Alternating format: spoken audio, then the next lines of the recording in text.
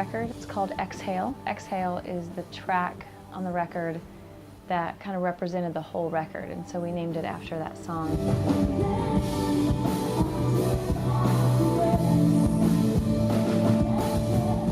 Exhale is inspired by a message that my pastor gave. He was teaching one Sunday and he said, "We do not exist for us, we exist to share the love and the grace that we've been so freely given." We breathe that in and it changes us, and then we share it. We breathe it out. We exhale. We go into this world by loving others and serving others. We as the church sometimes get pretty critical of the church. I don't like the music. I don't like the pastor. I don't like what they said about this, or I don't like the way they do this. And it's like, well, this doesn't exist for you. We exist not for us, but to share the gospel. And so how we get caught up in things that really aren't what matter, and we start thinking that they do. The reason that resonated so much with me, I had gone through something where my marriage had completely fallen apart. We were headed for divorce. We were separated for 6 months, and God did a miracle. He came in and reconciled us and redeemed the ash of the very, very broken, burnt up, crashed up in flames relationship. And so this story that we get to tell, I wanted to breathe that out. This whole record is just a bunch of love letters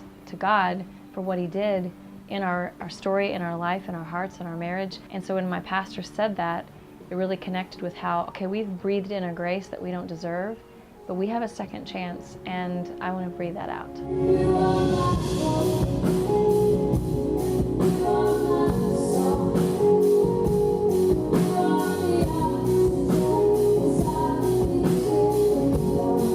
It's a little scary for me sometimes to call it a worship record because it's me worshiping, but it may not necessarily be what most people consider a worship record. I think in 2015, when you hear worship album, I think of Passion, I think of Hillsong, I think of artists like that, and I love that, but that's not what this is. It's more of a Plumb record in the strings and the loops and the minor keys and sort of the epic production of what it's sonically sounding. I wanted it to still sound like Plumb, but it's with a new heart. Everything I've ever put out has been truth, but my heart and my agenda behind it is what is different on this record. I cared more about fame and fortune and, general market, mainstream, secular, whatever you want to call it, attention in film and television and EDM and remixes and commercials. And I cared more about that than I let on. And so when God kind of rescued us, I just was so broken before him and so in love with him in a way that I never had been. Every record I've made has been kind of a response to what I'm going through at the time, kind of a journal brought to music. And so this record is no different,